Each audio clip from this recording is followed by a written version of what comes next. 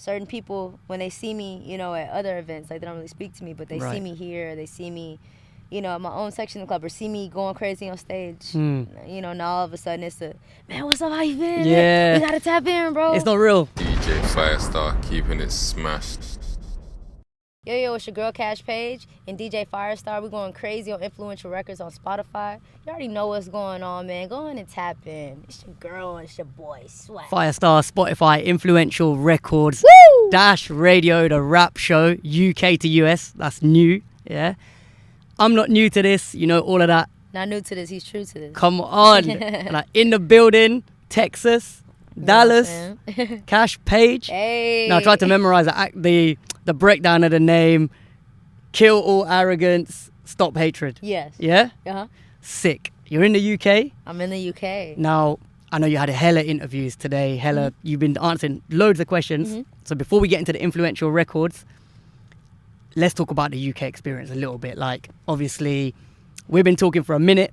We was going to do this last year. I think we was under the conditions. We was going to jump on a Zoom. Yeah. It's just fire to be in person, though. 100%. Yeah. Like, the fact that I'm here and that we were speaking and you said, like, pull up, I'm doing promo today. Like, I want to sit with you. Like, it means a lot. So I want to big you up for that, firstly. Thank you so much for even taking some out of your day for even Come on. with me, you know?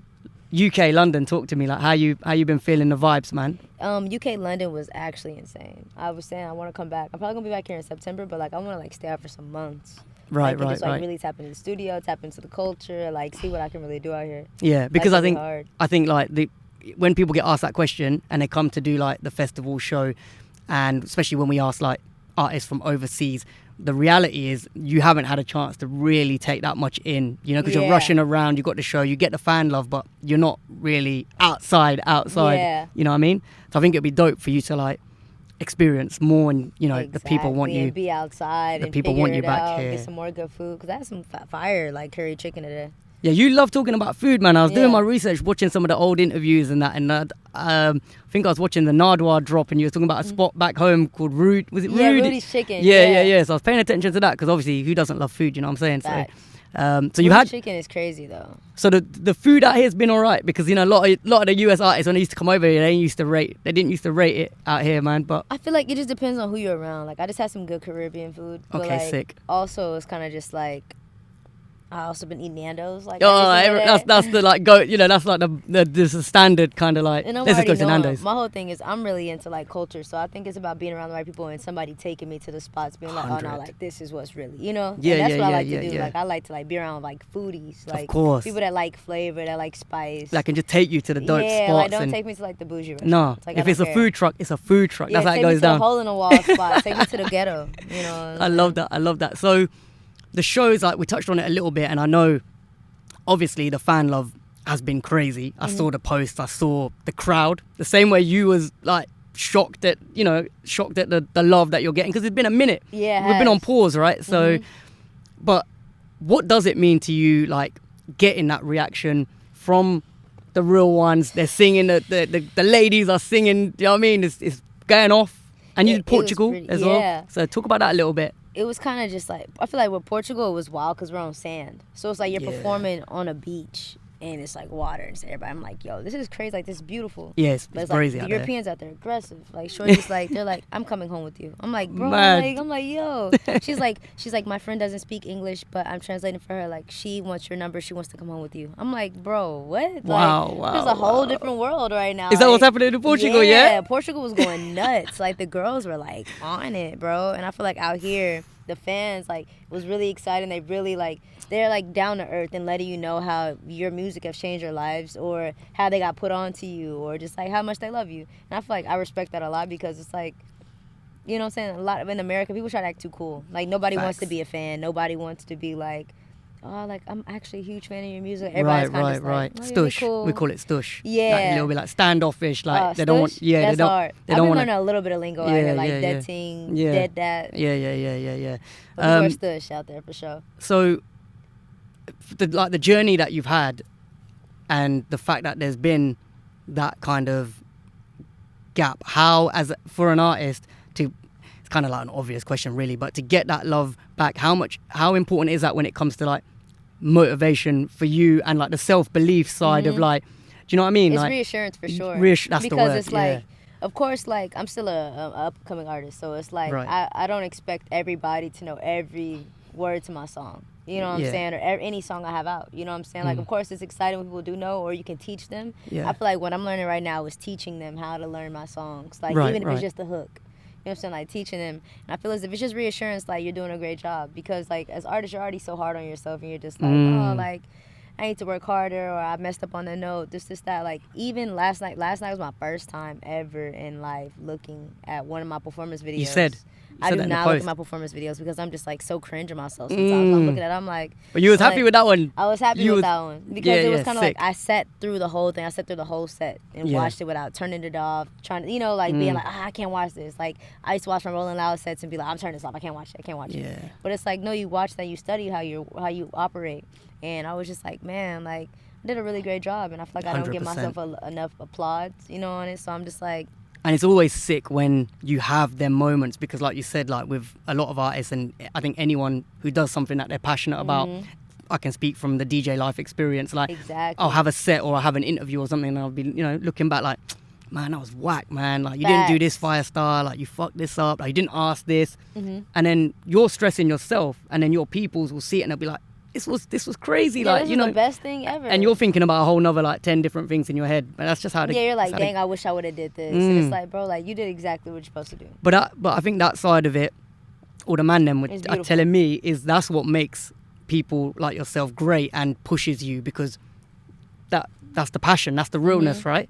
Like, you want to reach the higher level, and Exactly. that's just how the game goes. Like, And that's how you get there. You have to study a 100%. lot. You have to study the greats. You have to study your own self. yeah, You have to get inspired. You have to experience life more. I feel like a lot of people try so hard to not be human. yeah, You know what I'm Real saying? Like, talk. I'm not afraid to say that I'm nervous. I'm not afraid to say that, you know, like, I'm embarrassed or whatever. or if it doesn't go well, like, that Yeah. wasn't my best, but like, just keeping it Exactly. 100, you know what I mean? Like, Exactly. showing that it's not always, not everything's lit like 24/7. And that's the era Exactly. that we live in. Everyone tries to portray that, you know what I mean? Exactly. Even last night when I posted that video of me on stage, like, on one of the notes, I messed up. And me probably a few days ago wouldn't have posted that. I would have tried to crop that part out and put, like, the part where I sound really good Right, on. right. But when I look back on it, I'm like, girl, so what? Yeah, let it Like, run. that's what I'm saying. Let it run. Like, Yeah, you yeah. did a great It's job. real. Like, who cares? Like, you're not perfect. Like, you're going to mess up on notes, or your voice is going to crack, or this is that. But at the end of the day, who else going to do that? Yeah. Who else who is going to go up on that stage and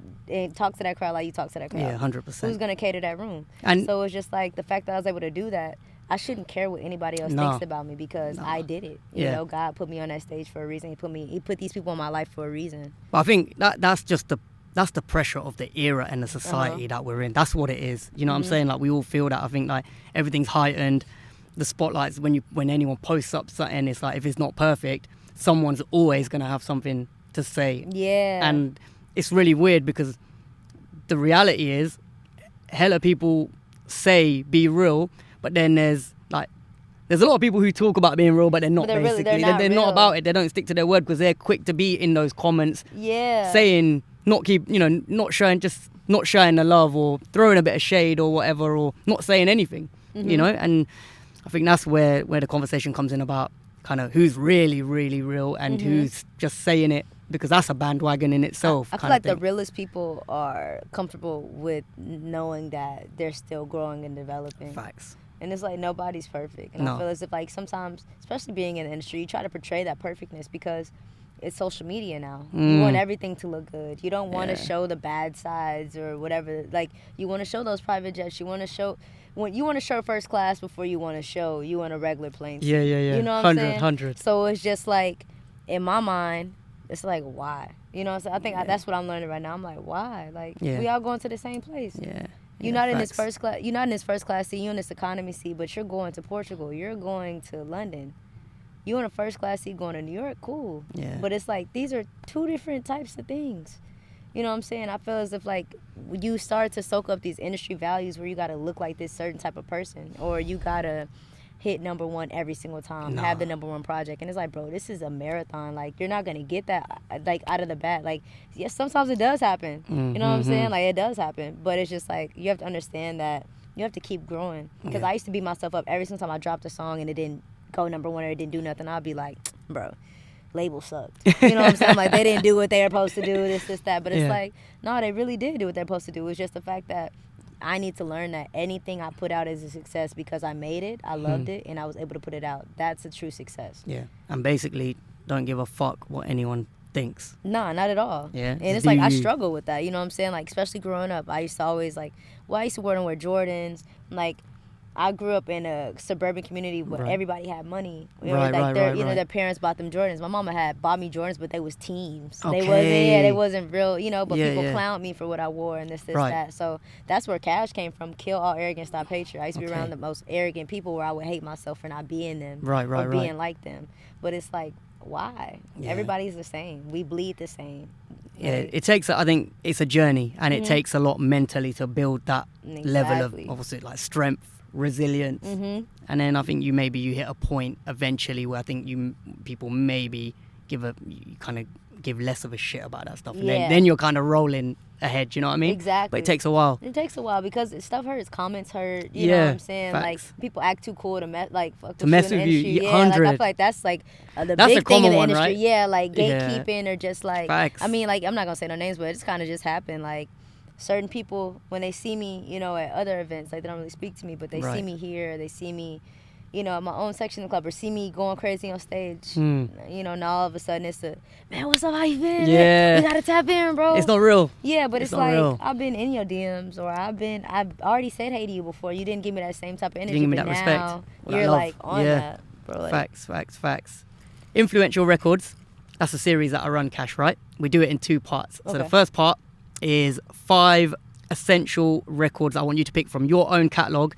That, say, for example, you was going to a remote island, you could only take 5 of your joints, they were on repeat, and I want a story. The reason why you picked each one, they're not in any order. okay, cool. And it's on the wall, because, you know, most times... So it's like just a random resort, like if I just was stranded on an island. Let's just say you was going to the moon, fam, and you was just you had 5 of your records you could take. What 5 are you taking?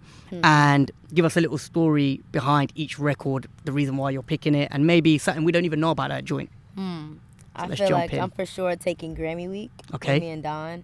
Yeah, I feel like the beginning was so random when I'm like, yo, what's up, Superstar Champ? You know what I'm saying? I feel like I was just talking and just put a voicemail effect on it, but I always envision myself like playing that the day I win a Grammy, like over and over again, or walking up to the stage and hearing that. So I feel like that keeps me motivated. Yeah. Because it's like, even I don't know when that day is gonna come when I win a Grammy, but I want that song to play. Yeah, it's just yeah. like It's set. Success.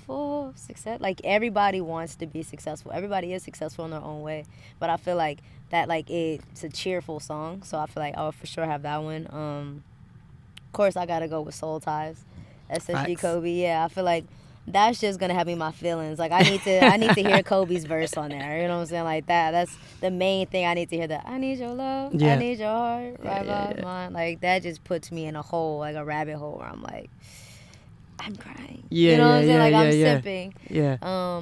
What else? Frank Ocean. Okay. I know you're a big fan. Yeah, I would take the Frank Ocean record too, because it's kind of just like, man, it's something about that song where it's kind of just like the way it comes on. The intro is really crazy, and I love the beat too. Like, I really love guitars, so the alternative sound kind of just makes me feel like Nirvana, Gorillaz, you know, like Vampire. You're big fans of them as well, right? Yeah. The Vampire Weekend, like some really dope vibes. What's that, 3? So that's 3. What else? 6-4. Okay. 6-4 gonna always get it knocking. Yeah. It's just gonna knock every single time. And I remember when I made that song, I'll never forget it. I was just literally taking different artists' voices, like, in my head. I was like, in my mind, I was like, picture of Young Thug was on this song. Picture of Dej Loaf was on this song. Picture of Eazy-E was on this song. So I kind of was just like, all right, so I'm about to act like them. The Young Thug part was more like, what was it? What part is it? My main squeeze. Fuck, I can't even think of it right now. My mind's everywhere. Yeah. Let me see. What was it? Oh, 6-4, trying to hit that high speed. Let the window down, I'm trying to grab her like breathe. Because I was making my voice sound you know, like some thuggish shit. Getting the thugger on. Yeah, so man. when I made that, I was like, all right, that's hard. Then, like, the Dej Loaf vibe was more on some, like, Walk up in the club and they bumping on my shit. And when the niggas got me blushing in my Yeah. Because I want to record, I want to make music for other artists too. So I feel like Yeah. in that moment I was 18. I'm just like, Vibing. I'm like, what if this is a song for them? Because that's kind of how Yeah. Euphoria came about. Like, Yeah. Euphoria, we recorded in the dorm room, and I was like, man, I can hear Travis and Dawn on this, and God willingly, Crazy. they end up on the song, Yeah, that's which is mad. pretty crazy. So yeah, say those songs. That's 4 or 5? I threw Euphoria in okay. there. I'll take Euphoria because that was a big turning point in my life. Of course, like I feel like people would think I would say love songs. Love songs is like, of course, a big part of my life, but I don't like listening to it as much Right, because I remember that point in my time, like I was so bitter because I wanted everybody to be hip on that song, and everybody was pushing it to the side, and then it popped, and everybody was like, "Oh, this is the biggest song. We have to do everything." Okay. Like, "Oh my gosh, let's do this." I'm like, bro, you just said that song wasn't gonna do anything like last week. How does it feel? So we got a couple selections there on that record. How do you feel about it when it comes to performing it? Because obviously when someone a lot of people have hit songs, and I had the same conversation, like I was telling you, like with FIVIO, I had the same conversation about Big Drip, for example. And a lot of artists that have smash records, they have different views on how they feel about those joints. Like some people, like hit records, they make you feel away because I feel like everybody only knows you really from your hit record. They don't really try to tap into your catalog. Exactly what he said. So I feel like it kind of makes you feel away because it's like, dang, how you only know this song, but y'all don't know my other songs. Yeah. And so I feel like it is a growth type thing, and it kind of makes you get in your head because you're like, dang, I'm not a one hit wonder. You know? Yeah, I got more to offer to the. You need to check more. Exactly, but it's like I know that if without that record, I wouldn't even be able to, do anything else. It's like a double-edged sword. Yeah. Yeah, man. So we also do part of influential records. We've done 5 selections from your catalog. Now I need 5 selections of records that I just like are literally influential to you in your life. It can be any joints from any time. Okay. And a story for why the record is important to you. Okay. And yeah, let's jump in. The first one. What are we going with? We're gonna go with Drake, The Resistance. Okay. All right. Drake, The Resistance. He was like, yesterday when we were getting high, you were invited, and he said, you promised me you would never change. Like, it's something about when I first heard that song on a CD player. Right. And like my brother used to download, like burn CDs and burn it on his MP3 player, and that was the first Drake song I ever heard in my life. And I was like, wow, this is crazy. Yeah, like you promised me you would never change. Like I think he was talking about like, like his how his fame was going up and things were starting to change for him now, and it would kind of just like it started to resonate with me because when you're leaving your hometown and people start to, switch up. Yeah, they start to switch up and think you're acting different. It's like, bro, I'm not acting different. I'm just around different things. So I can't be at the same places that I used to be or do the same things I used to do. I'm not switching up, though. Yeah. You know what I'm saying? And I feel as if, like, people just don't want to adapt with you. Right. It's like, you never got left. You just didn't want to hang out with me at this spot or this exactly. time, right? And so I feel like I kind of relate to that. I love Ice Cube, Today Was a Good Day. Every single time I hear that song, it just puts me, puts me in one of those vibes, like, especially living in LA. Yeah, man. Or just like, because I played it in Portugal too, when we were driving, I was like, man, it just makes you feel like, man, like, timeless. Thank God. Yeah, like, Timeless. like it's just good. Like, timeless record. And it's nostalgic. Like, you're like, wow, like, smoking weed with your homies. You just like, today was a good day. Yeah, it's a big record. Ooh, like, that shit, like, ooh, that shit It's just a good crazy. vibe, that one, Yeah. right? Yeah. And, Facts. let me see what else. Kendrick Lamar, ADHD or Money Trees for me. Okay.